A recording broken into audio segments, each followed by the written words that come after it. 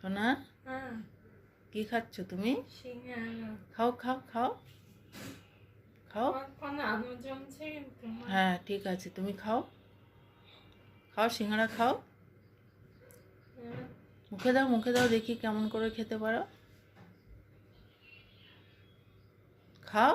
আজকে বাইরে ঠান্ডা আছে না? আচ্ছা তুই আগে সিঙ্গারা খা। এ পায়ে হাত দিচ্ছে, সিঙ্গারা খা। ওই দেখো তোমরা সবাই আমার সোনা সিঙ্গারা খাচ্ছে।